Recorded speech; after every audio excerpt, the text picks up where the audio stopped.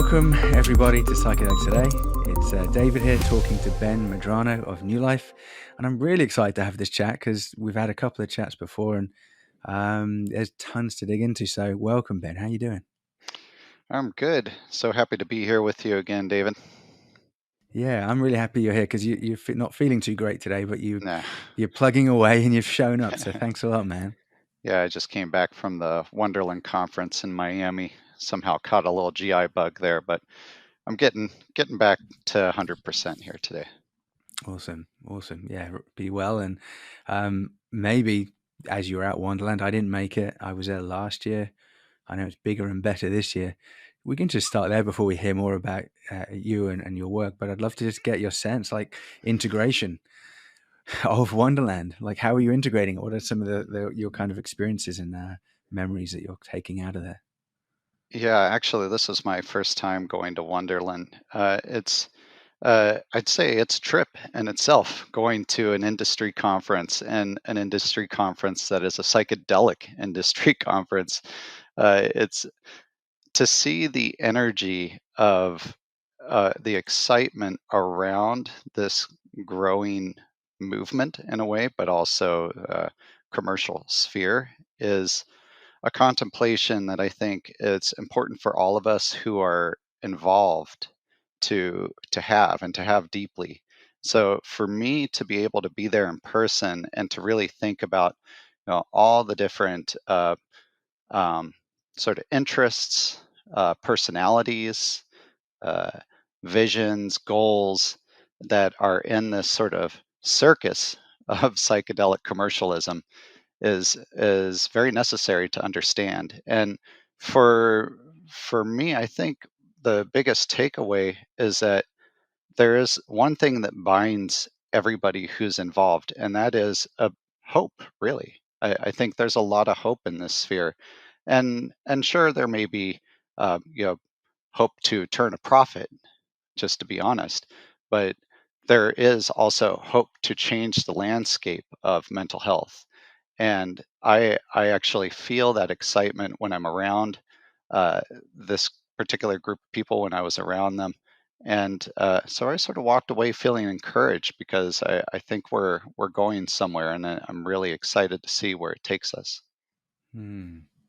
Yeah, there's a beautiful vibe when you bring any group of people together. They're working or interested in psychedelics. There's a great energy around, and Yeah. I'm loving it. And when I first met you, I was working in an addiction treatment center. That was my life, and I was so eager to get into the psychedelics world. And so we met, and we were talking about your work, and it's inspirational, and it's great. Now I'm in it. I can never go back. But before we jump into how you ended up, with your work at Nue Life and at Field Trip as well, can you just tell folks about Ben Medrano as a man and as a boy, and what kind of life arc did you have, biographically speaking? Yeah. Um, I always tell people that being in this work now is really just a continuation of a life trajectory. And for me personally, I see that the reason why I'm doing this work is in part to try to make more meaning to the world that we exist in. Um, and I see that a lot with other people who work in this field, is that it's more than just a profession, that there's some strong personal connection to it.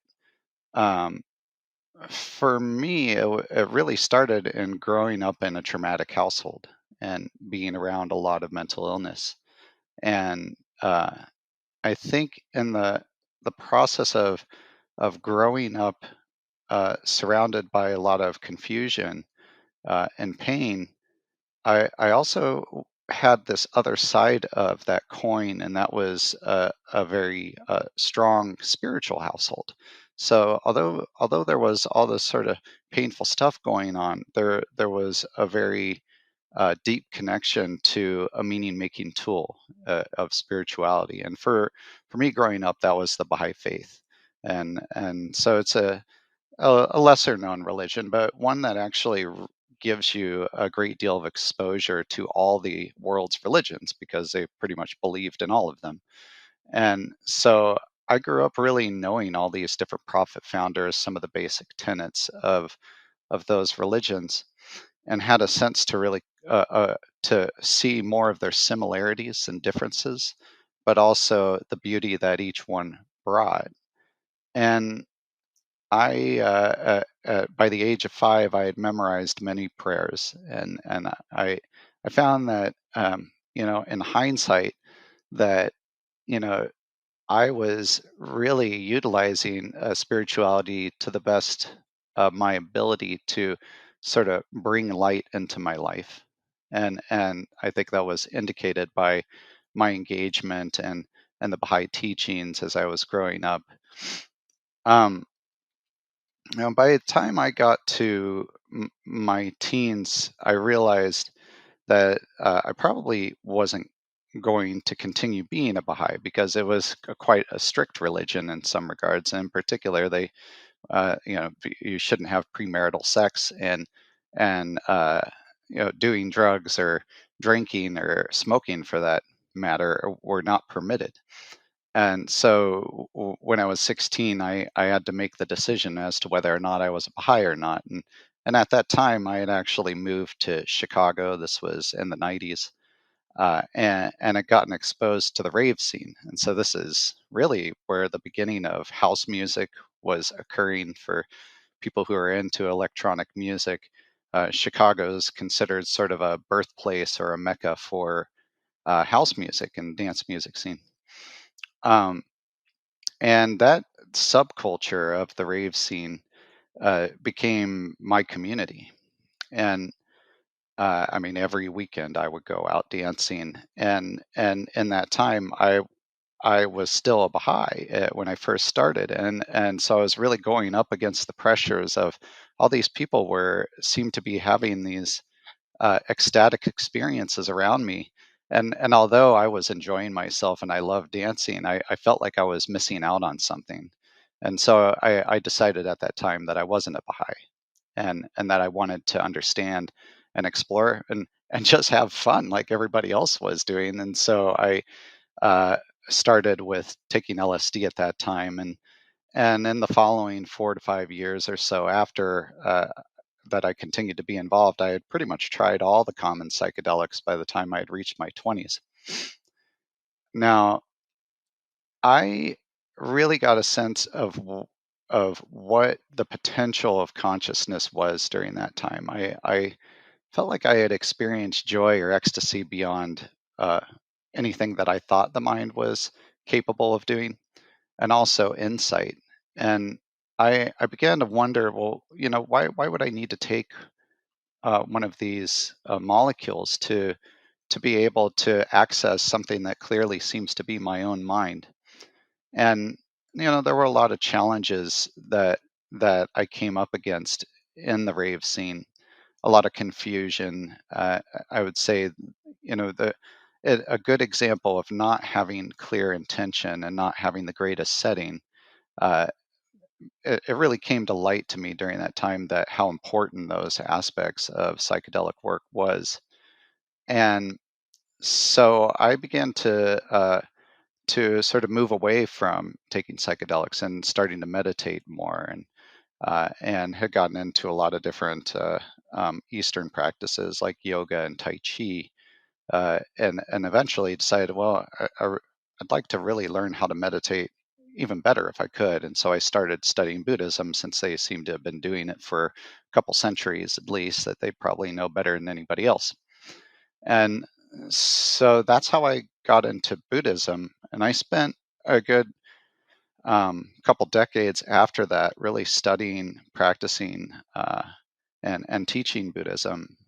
And that led to me to meeting a guru, and I lived and practiced with him as sort of his right hand man, and basically traveled the world, as his attaché. And that led me to try to figure out, well, how do I make meaning in my career? Because I wasn't really making any money doing that. And by the time I had reached 25, I still had yet to go to college. And so I'd asked him, I said, what, what do you think I should do? Because I was sort of contemplating becoming a monk.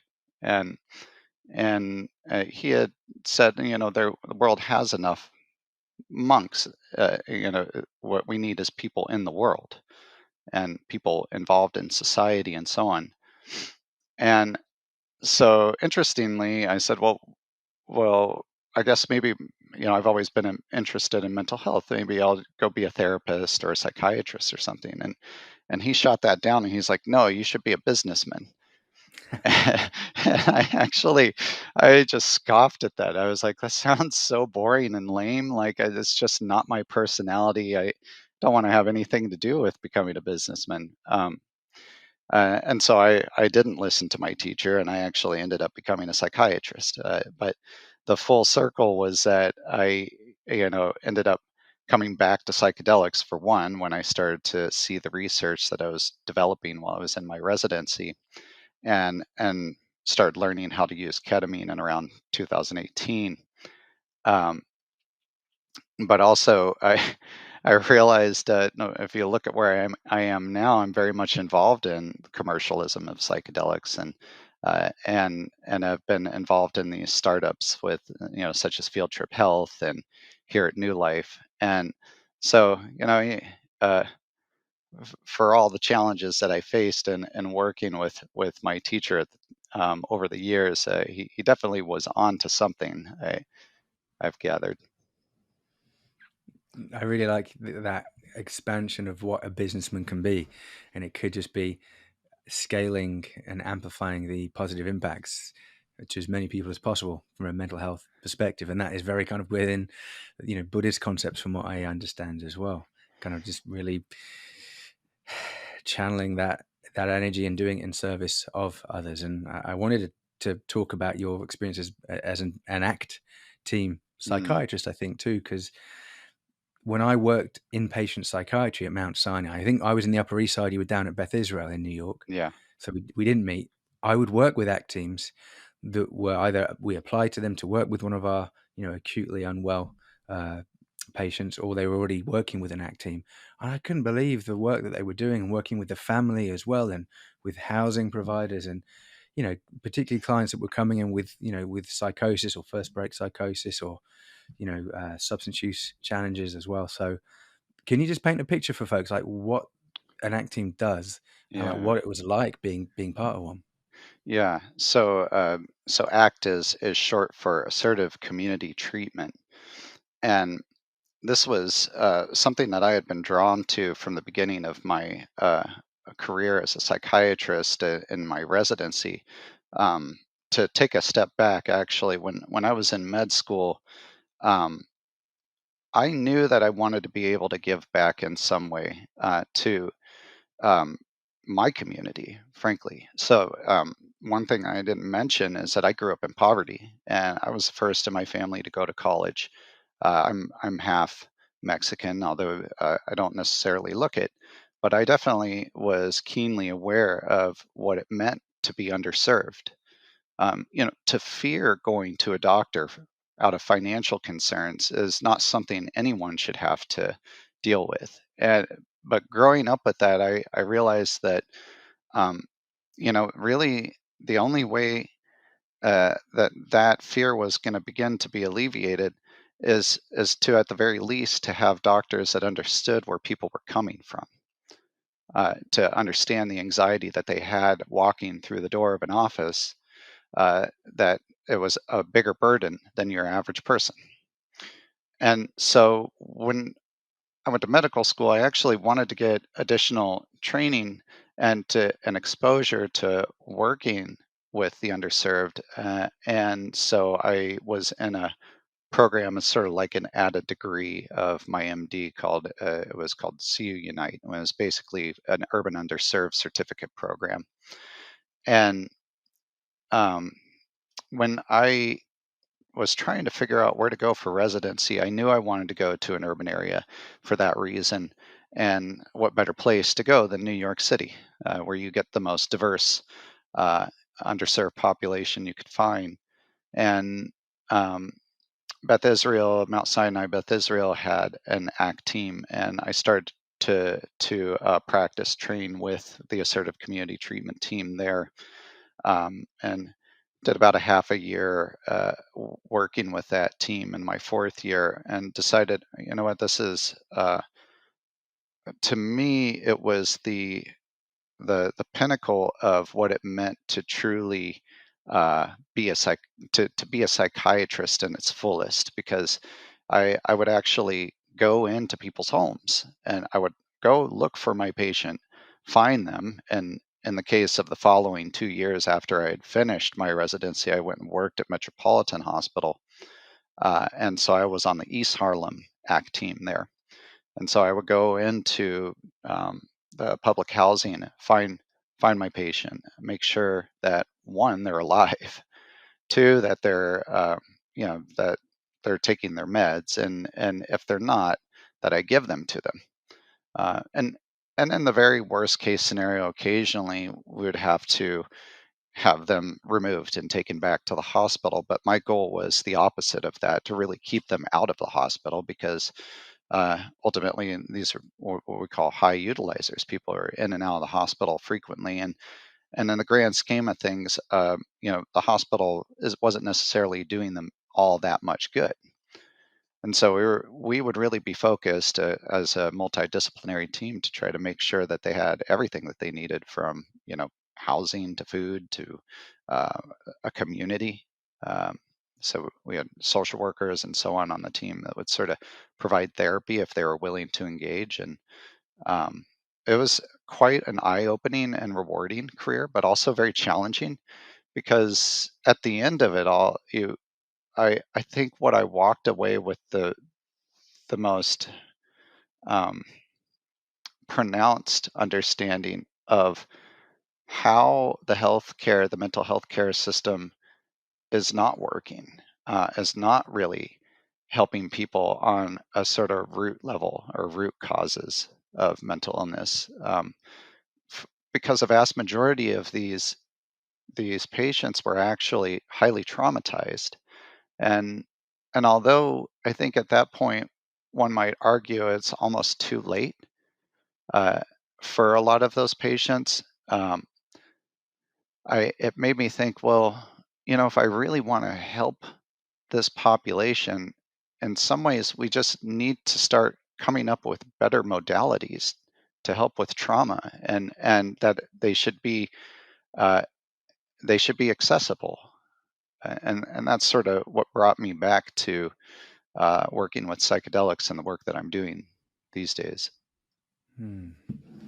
Thank you, Ben. Yeah. Oh, it was bringing up memories of just being, working in the psych unit in Harlem.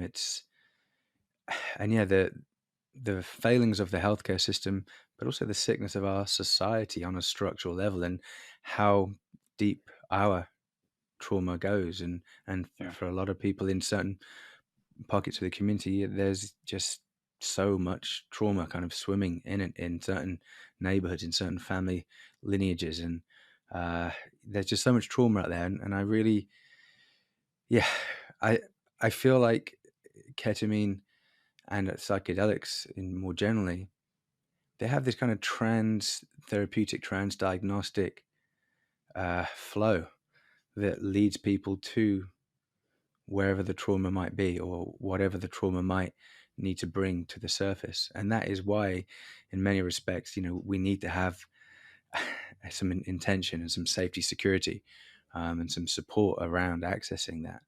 Um, I want to move into that world now. And a segue I wanted to share is, when I worked at Mount Sinai, I was opposed to electroconvulsive therapy, ECT, where, Mm-hmm. shock treatment.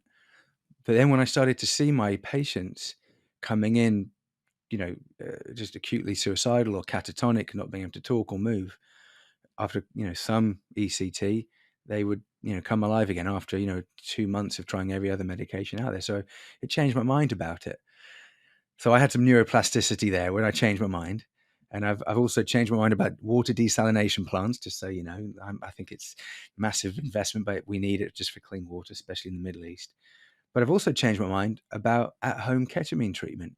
I think when it first came out with Mind Bloom, I was thinking, poor, what is this modality? I'm not sure how I feel about that. And then, read their research, seen what Nue Life's doing, read your research, and spoke to a lot of patients that are getting treatment there. And a lot of people in the psychedelics industry are also patients of Nue Life. Yeah. And I think actually a couple of people in our team are actually, I won't say their names, they'll hopefully be able to share their experiences. So I'm really opening my mind up to that. So it really is a new world. So with that in mind, can you start to talk about when you left the ACT team, and you started to think about joining a psychedelics company, and your first stop was with Field Trip. What was your hope? Like, did you have a sense of like what the vision was, or is it more just like a punt and you just know it's going to go in the right direction somehow? Like, where were you holding in those days? Yeah. Um, well, there's something you said in there that really struck me that maybe we could come back to, but I want to touch on it just for a moment. Is your reflections about ECT or shock treatment, and the fact that you actually started to see people have such a good response to it, much to your surprise, and getting their lives back. Um, well, so what is it about ECT that is so challenging for people? And that's really what it boils down to, is the stigmatization of what happened with ECT. Like One Flew Over the Cuckoo's Nest, and when Jack Nicholson gets his sort of inaccurate version of what shock treatment is. And then, those kinds of scenes really terrified the nation and turned them off to a treatment that actually is highly effective and generally very safe. And so, when I think about psychedelics, and even when we think about um, sort of ketamine in particular, one that's sort of a little bit off the standard map of what we think of as a psychedelic in terms of its mechanism. um, I I see that it is not immune in some ways to some of the stigmatization, the quality of stigmatization that you see there. So it's like we have stigmatization of psychedelics that frankly is dissipating very quickly, which I'm very happy to say. But even within the psychedelic community, to your point, there's a little bit of inner stigmatization against ketamine. It's sort of a, a quagmire of sorts. I actually have come around on ketamine myself. I had had some experience with it as a teenager, and much lower doses than what we use in psychedelic therapies, um, and really just had my doubts as to how psychedelic it truly was.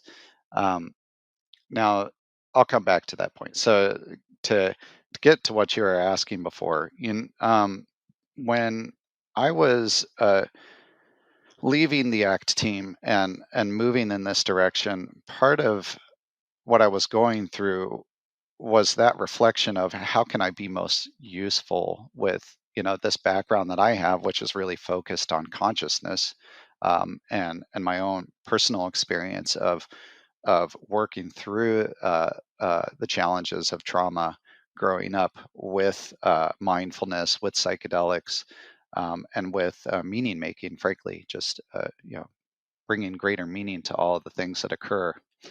Um, and and for me, what I felt like I had to bring was actually, because I didn't think psychedelics were legal at the time. Uh, I hadn't really fully grasped how psychedelic ketamine could be, and so I just decided I'm going to start my own private practice, and I'm going to do sort of a Eastern, like a Buddhist inspired form of therapy, which was mostly very somatic and contemplative and meaning making, and I had really just gotten started doing that for a couple months when I was cold called by a field trip, and I think I had come onto their radar in part because I'd been taking trainings with Fluence at the time, um, and I was in particular I was wanting to do psychedelic harm reduction and integration as part of my practice,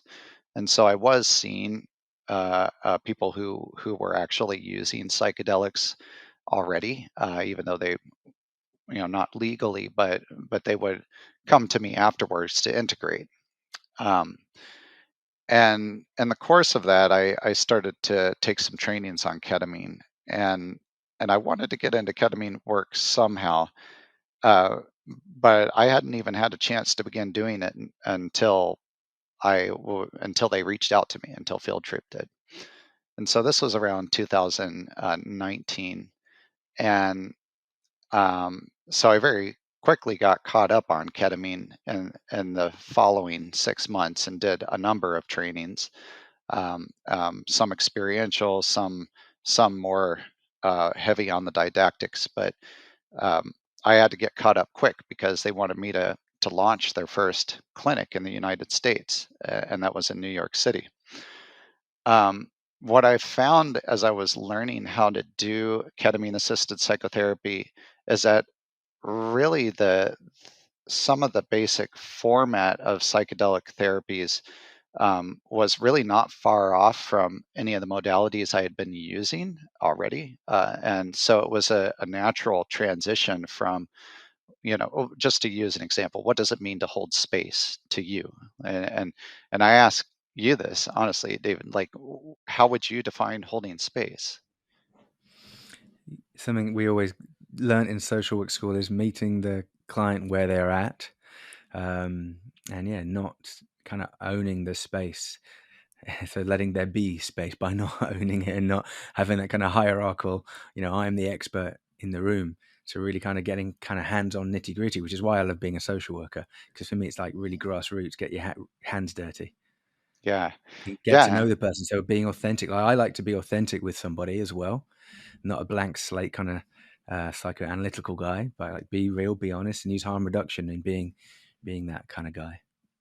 Yeah. And well, you say you use the word authenticity, and I feel like it can't be um, understated how important that authenticity piece is, and to also be able to, just be there, to just be present.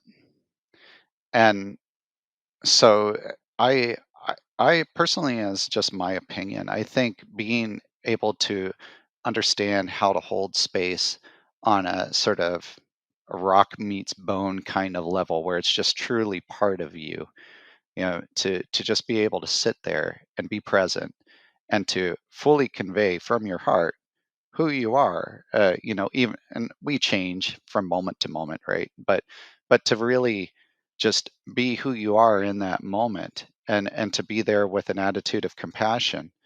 And um I just the idea of holding space in psychedelic therapies was something that was very familiar to me.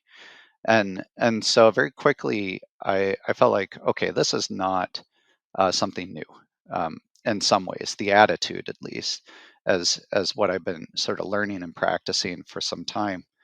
But to begin to make meaning of the abstract, and to not try to overinterpret, to allow people to have their own unfolding process. So in that 6 months and learning about ketamine, in many ways, I was just learning about the molecule, how to administer it, how to, what are the dose titrations, that kind of thing, like the different routes of administration and so on. But as far as the therapy went, it felt very natural to me. And so starting that first clinic was just a very fruitional. The first psychedelic clinic that Field Trip started was very fruitional. Like I was like, oh, this is like really, it's all sort of just instantly arising with all of these beautiful, talented therapists that I met. I I still to this day look back at the clinic, at the New York clinic, Field Trip, and many of them, I would say all of the clinicians that I've met, who are drawn to doing this work, not just at Field Trip, but at some of the other clinics that are similar, are these are people I just say that's my tribe. Like, these people love this work. They they are truly dedicated to really healing people. So that's sort of what. that's the transition that drew me more towards the psychedelic work. Now, how did I end up in Nue Life? And this is sort of the tie-in back to assertive community treatment. Well, frankly, all of the psychedelic clinics that you see are sort of office-based right now, and not just psychedelic clinics. When I say ketamine is what I'm referring to, ketamine-assisted psychotherapy clinics. But even just like the biomedical approach, like even if you're just receiving ketamine alone, if you look at the cost of receiving these treatments, it is very, very expensive. It is a huge barrier for people, and I knew it was going to be that way coming in. I was like, we're piloting a novel treatment model and trying to make it sustainable. But I knew I couldn't exist in that role for very long without my own sort of inner drive towards serving the underserved to start to steer me elsewhere. And so when when I was approached by Nue Life, what I was really inspired by is the fact that they were able to bring the cost down by about 70%. And so the home-based model of ketamine is really part of the key of accessibility. Granted, it's not for everyone. I'd say, like, when we start to talk about doing psychedelic therapies at home, we have to acknowledge that this is an even smaller population of people who can do that safely. And so, knowing like um, my whole criteria for screening people became a little more restrictive because I didn't want people to be sort of left in the lurch with not enough support at home. And but that being said, the majority of people are able to manage it and can find some support groups in person to sort of give them that human touch when they need it. But yeah, so that's the transition there. That's how I ended up in this work. Love it. Well done for threading all of that together in one long form. Awesome. And I love the word you just used. I've never heard of. What was it? Fruition. When something's coming to fruition, what was that word? Oh, I don't even know anymore. Hopefully, it's a I real think it was word. fruitionary. Oh Being no. fruitionary. I love Oh, it. okay. That's not a real word, everyone. This is Well, what it happens when you it turn is into now, a everyone. It is podcast. now. Well, you still have a fever. Fever Love talk it. Love here. it. Yeah, nothing is real anyway. But yeah, that kind of holding space and that kind of stepping back, that kind of non-doing, Yeah. non-being, just being quiet and quietening the mind, being the observer, I think is really key. And I love what you're saying about stigma. Like there is stigma within the psychedelics community, and it's I think amplified in the big world out there. And there have been a lot of, well, handful of articles very recently, Wall Street Journal, Stat, Rolling Stone, raising this question about, is ketamine at home safe?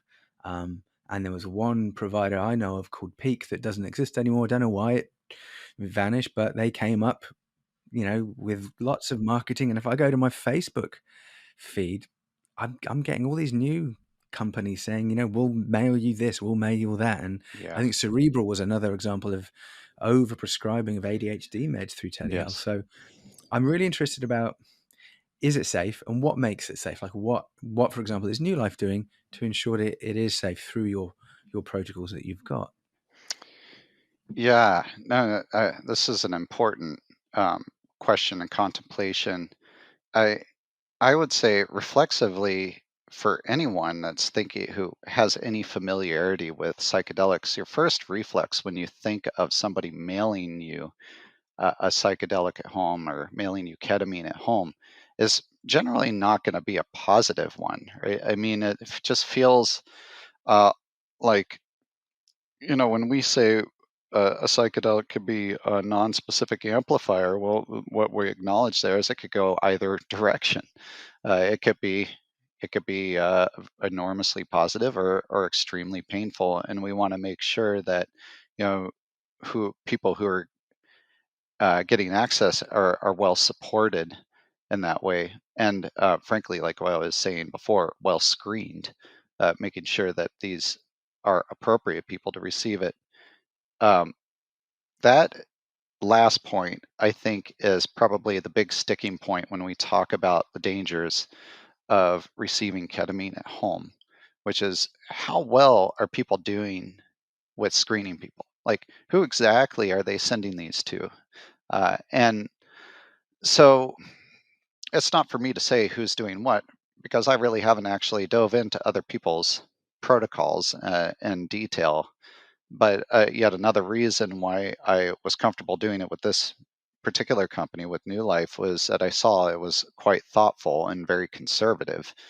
Um, I saw that essentially, um, people that I would treat at field trip were not going to be people that we would treat here. And in part, like, say, for example, somebody who had very severe trauma and didn't necessarily have a therapist on board, as well as a psychiatrist, and didn't necessarily have the supports that they need at home, uh, they would, it'd be very unlikely for them to be considered. And that's just one example. But yeah, there's a lot of I think the mind could go wild with how many sort of unsavory scenarios could play out in this model. But the interesting thing is that it's been going on now for a few years, and in part, I think ketamine, home-based ketamine, really came out of necessity as an act of compassion for people who during COVID could not go to an office. So it's interesting to reflect on the intention initially for how this model began to form.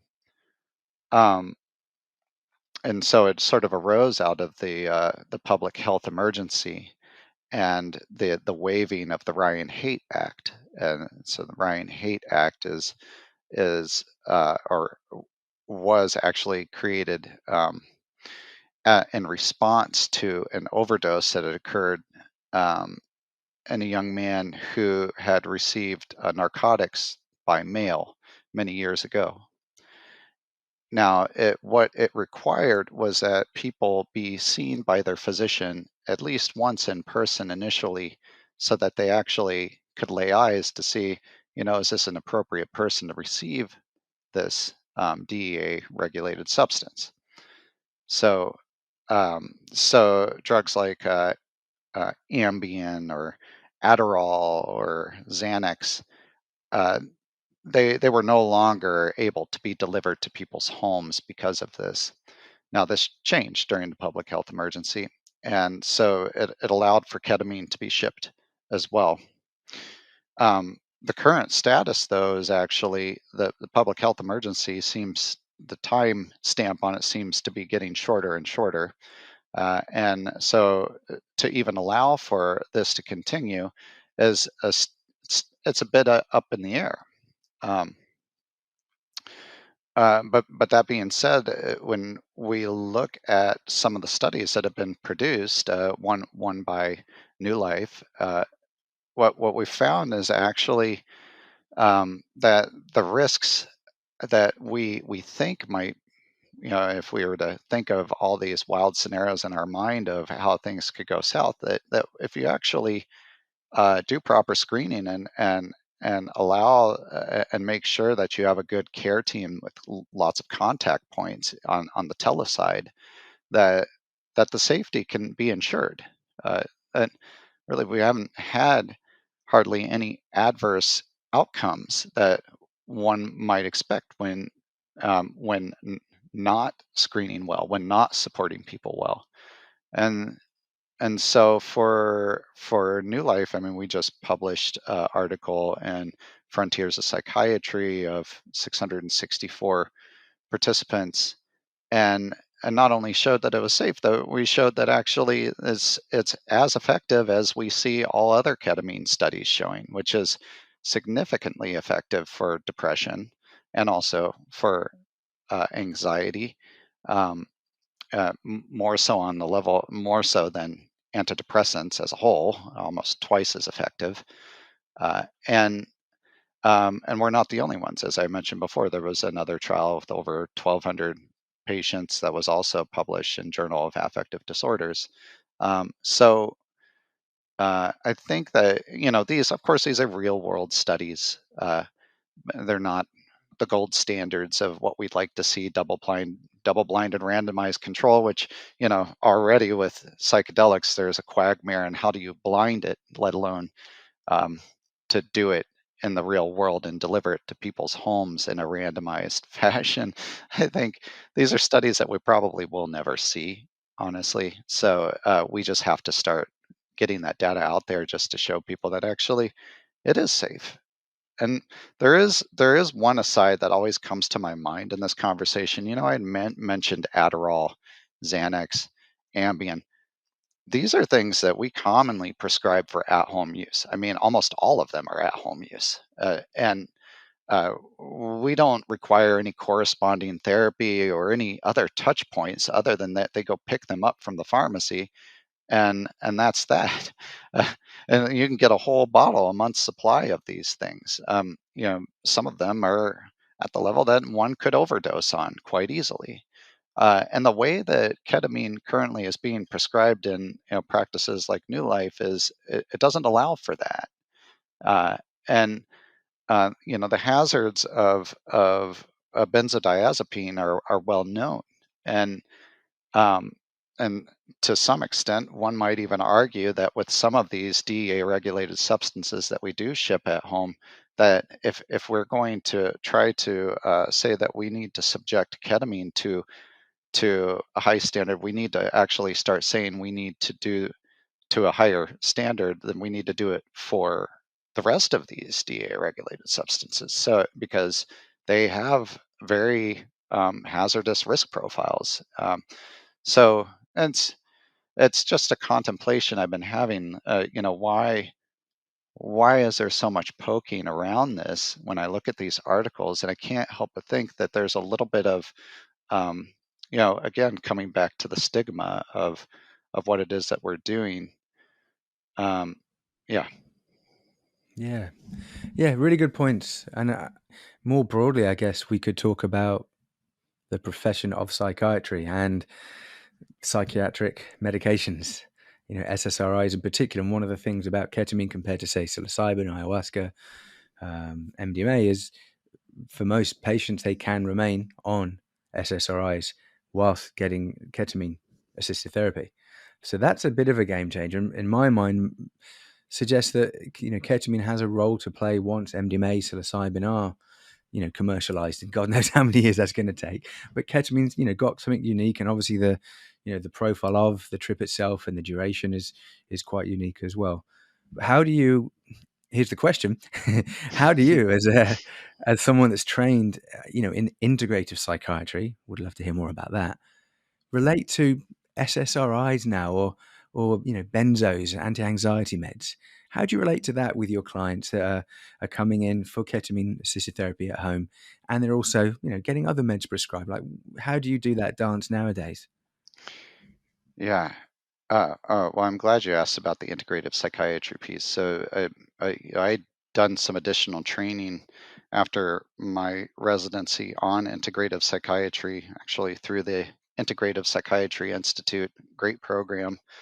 Um, and So just for more background for people here, that integrative psychiatry is really sort of a functional medicine approach towards psychiatry, or maybe holistic approach, really looking at the whole person in front of you, of mind, body, lifestyle, really, all the contributors to wellness, and not just looking at the biomedical model of the neurochemistry, but actually saying, okay, they live within a specific community, they eat these things, they, all of that. I know it sounds sort of like ridiculous that common sense has not really caught on in mental health, but it's starting to. So we're actually starting to say, okay, the whole person really does entail the whole person. And so when to go back to your question about antidepressants in relation to ketamine. So So yeah, ketamine is actually sort of unique in that way that it's not working on 5-HT2A receptors like the classical psychedelics do, and so we don't have to worry so much um, about it interacting in that way, it being antidepressants. Um, because instead it's working on the NMDA receptor by blocking it, and there's really no issue there. Um, when we integrative psychiatrists, and actually at Nue Life, we do this as well, approach patients, we look not only at the medications that they're taking, but we actually, again, to come back to the integrative piece, we start to address some of the broader issues by assigning them a health coach. So instead of just saying, like we do in ketamine assisted therapy right now and in psychedelic therapies in general, we say, okay, let's make sure we have a integrative therapist or specialist or coach, whatever, to sort of help you process whatever occurs in your journeys. But we actually say, okay, let's make sure that you have not only that, but you have a coach, and let's make sure that your coach, your medical provider, and your therapist are all actually talking to each other, so that not only are we providing you all of these sort of holistic services, but they're not being done in isolation. That there's some collaboration going on, and some tracking, and ultimately so that we can use that information to start to come up with a easy way to sort of for you to track yourself. So I know you didn't ask about this, but it's something that I'm really excited about in Nue Life, is that we have this program called Nue Care, which comes with a scoring system, and it allows for us to really track all these spheres of mind, body, and lifestyle, both in regards to their care with our team, but also in regards to their engagement with their goals on their devices. So we use this sort of technology called digital phenotyping, which is like basically a fancy word for uh, data tracking of behaviors, uh, like how people are actually engaging on their phone, how are they doing with their exercise goals and diet goals and that kind of thing. Um, so I sort of, as an integrative psychiatrist, see this as an accessible model for how maybe everyone could actually get integrative psychiatry. Uh, uh, could also how people could ultimately get it at an affordable um, within an affordable range, not only for the integrative therapies, but for ketamine as well. So um, yeah, I'm loving what's happening in my head right now because you're talking about integrative psychiatry and how it integrates different modalities, Western and perhaps more complementary alternative. But also, we could think about integrative psychiatry as the integration piece about what happens after you take the medicine, whether that's ketamine or other kind of conventional. And so the things you were just talking about there in your Nue Care program, that's more about integration, isn't it? So kind of we could think of like integrative services being, yeah, lifestyle change, behavioral change, diet, sleep, which is massive, our relationship to tech, our relationships to people in our family and friends, like that's all what we're talking about with integration. So yeah, you're not going to be taking these pills for the rest of your life because you change as a person, your lifestyle changes, your habits and behaviors, your sense of self and values evolves from having a little bit of medicine, but doing just a lot of digging and exploring and dancing afterwards. yeah, absolutely. I couldn't say it any better. Yeah, so that wasn't a question. It's just a Yeah. sharing a thought there. Now I'm really just connecting with that. So you're building integration and aftercare into the service you're using. So it's not just here, take some ketamine and have a coaching session. It's kind of, yeah, that each patient really gets to play with it and explore what it means to them. Yeah. Any particular patient cases that have resonated with you, Ben? Like, for example, a patient came in with XYZ kind of reality, and then treatment looked like this, and then following the treatment, this is how they are now functioning in their life. Obviously, making it completely, HIPAA compliant. But anything Yeah. particularly, any like stories that touched your heart that really kind of resonated? Well, yes, there's a lot of them actually. And, some of them are patients that I had been managing in my private practice and sort of, uh, some of them were actually patients that had followed me all the way from my days in community psychiatry, not assertive community, but working within the community, all the way back to 2018 when I started moonlighting in residency. I could think of one fellow who came to me with a very severe history of sexual abuse by his mother, and had been struggling pretty much his entire life. And these abuses had occurred at an early age, um, and riddled with anxiety, uh, starting to develop agoraphobia, not leaving the house, and struggling in relationships. So it's just sort of what you hear, and severe PTSD. Um, at some point, he had been misdiagnosed with uh, bipolar, and had been put on mood stabilizer on a mood stabilizer. Had been in and out of the hospital at an earlier age than when I had seen him. And so it became clear to me that this is somebody who's going to have a lot of work to do to really be able to dig into this stuff. And you, like I think we were saying before, you have to meet people where they're at. And at this point, when I first met him, he really was just trying to get control of his symptoms. Now, for the following 2 years, he would sort of check in and out to whatever practice I was working part time out of. He would sort of follow me around, and so he'd keep popping up, and he'd email me every now and then. I say, "Well, I'm working here now. If you want to come over here, you can see me. I think we take your insurance." Um, and it was always like this experience of feeling like, all right, well, here are the band-aids I have for you now, not necessarily really going to address the root cause here, but um, getting him into therapy was one of the biggest wins during that time, to get him really engaged in therapy. He finally got to a point where he was really motivated to start digging into the trauma. That, of course, was dysregulating, as it is for all um, people with trauma. When you start doing the therapy, it feels like you're taking steps back, like because you're starting to really touch on these things that you've adaptively began to repress, so that you can function in the world. And so just sort of managing those symptoms was what I was doing for a couple of years. I remember, I think, yeah, it was around 2020 when um, I said to him, I really think you could benefit from MDMA. And so I referred him to a MAP study, um, for MAPS for PTSD study.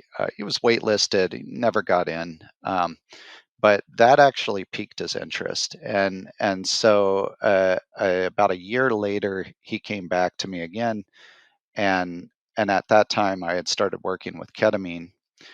Um, getting him to the office to do ketamine work was a bit of a challenge because of the agoraphobia, um, and also because of the cost. That was actually the biggest issue. He could not afford it. So I said, "How about you do just a couple sessions, and I'll train you and your partner. I'll train your partner how to be your sitter, and then we can maybe switch you over to a home-based ketamine program." Um, Now, at that time, Nue Life didn't exist, and so I just started doing this home-based ketamine with him. And the experience for him and his partner at the time was actually a really healing one. To be able to really have his partner there as a support in this way, and for them to see his journey through this experience with the medicine. Um, so I just wanted to say that as an aside, because you know, when we think about this sort of sitter model, the home-based model, I think a lot of people are like sort of scoff at it because they're like, well, that should be a therapist. But we're not talking about them doing the therapy. We're just talking about them being a healing, abiding presence, a supportive presence for safety, to not get to any narrative. And for a lot of the people that do this, is quite bonding for them, to have that person there, and that person is usually one of the most important people to them in their lives. So to feel deeper connection is sort of a, somewhat of a byproduct of this model.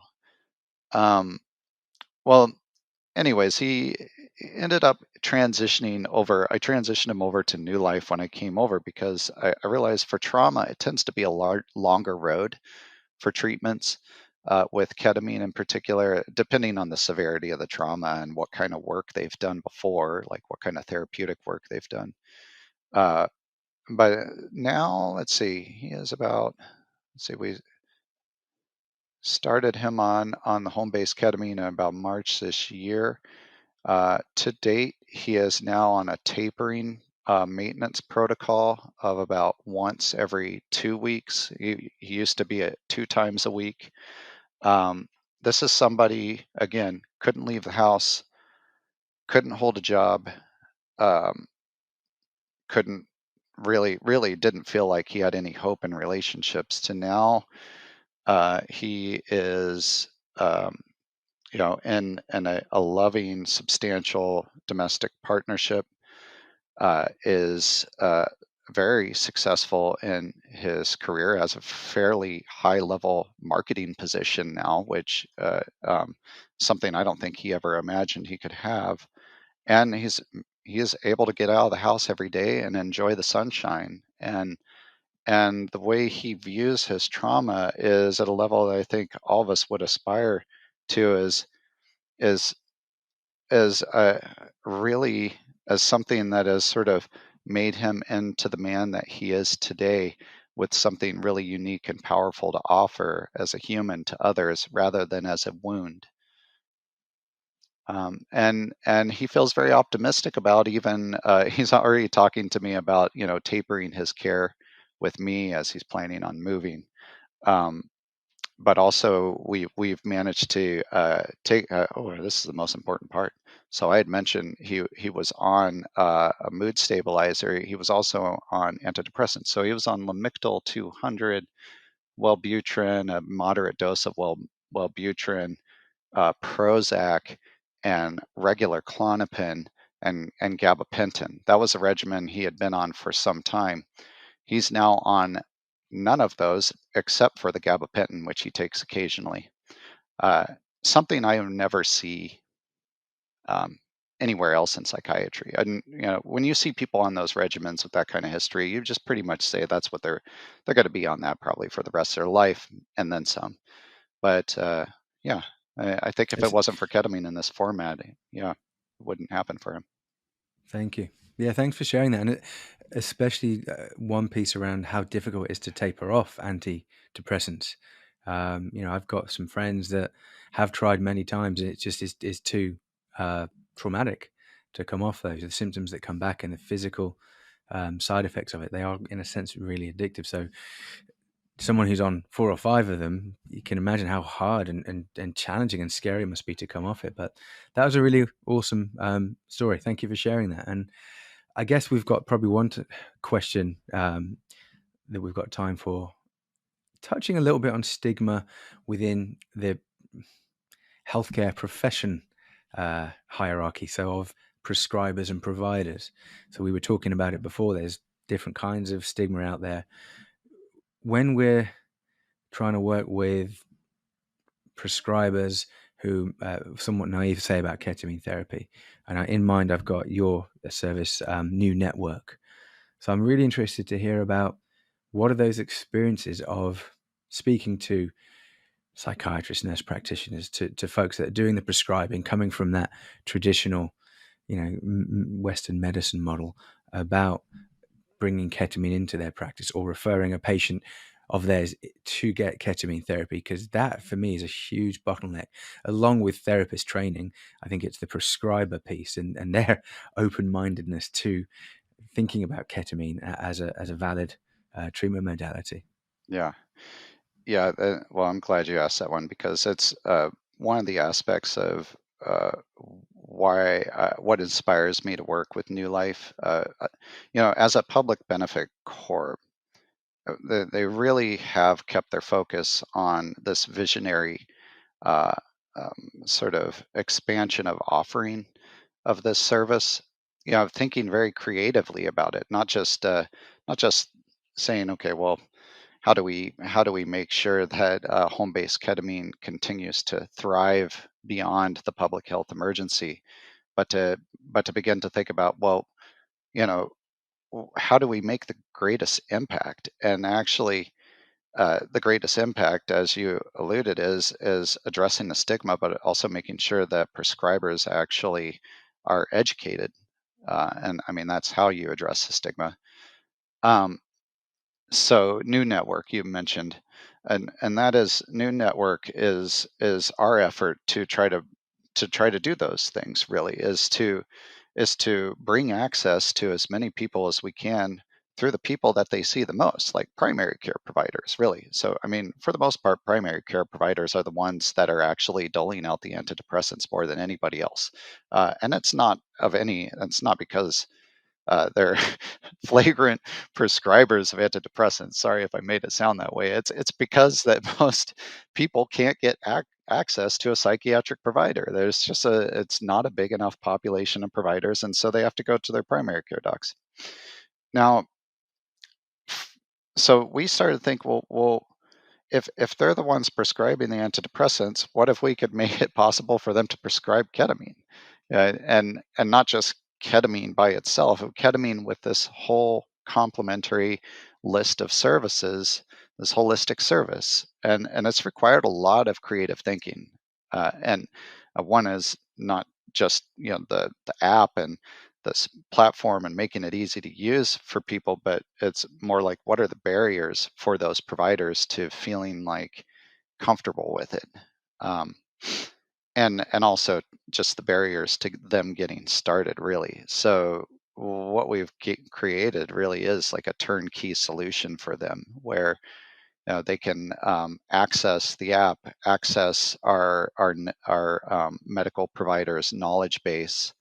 Um, to get education that they need around the prescribing, and to be able to have ongoing communication with our care team, and really one of the biggest barrier that we identified is actually not just those things, but to make sure that it's actually something that's going to pay them comparatively well. Like, I mean, at the end of the day, primary care providers are, some of the lowest paid prescribers out there, and so we want to make sure that they're you know paid respectfully for doing the honorable work that they do.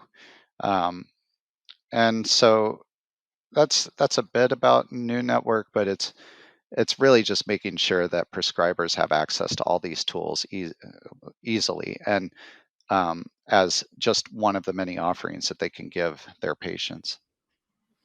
Thanks a lot, Ben. And I always forget how much of the prescribing is done at the primary care level by MDs that a patient's got a relationship with, and as well as some psychologists as well. And something Rick Barnett's always advocating for is for more psychologists to be able to prescribe, because we just don't have enough Yeah, prescribers out there, and psychiatrists have massive wait lists, and it's 6 months, and it's $500 for an assessment. It's not accessible. no, there's no good Um, solution I've seen proposed so far either. It's just yeah, that's a whole nother conversation.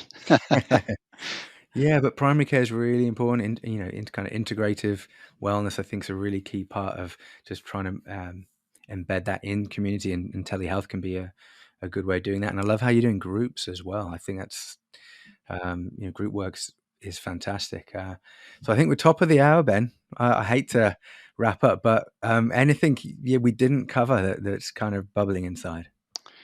Oh no, I wish we had more time. I'm sure there's more we could talk about, but I'm definitely ready to go take a little break. As you so said Yeah. before, I was feeling a little low on gas. So No, well, this has been a wonderful conversation. yeah, I've really enjoyed reconnecting so deeply, and it's awesome to hear what you're now doing. And I wanted to say a little thank you for inspiring me to burn some incense today. Because when we started this, you put some going in where you're at, and so I went to the living room and brought it in here, and it made me think, wow, you're inspiring me. But I'm integrating like my outside life. I normally put incense on in the evening, so I keep it in the living room. But it's like, no, bring it into the office, have it on during the day. Yeah, yeah, Yeah. yeah. The world could be full of meaning if you let it. Yeah, just breaking down those little barriers that we make in our mind. So thank you so much, Ben. It's been an absolute pleasure. And yeah, we'd love to have you back. I'm looking forward to it. All right. God bless. Thanks, everybody.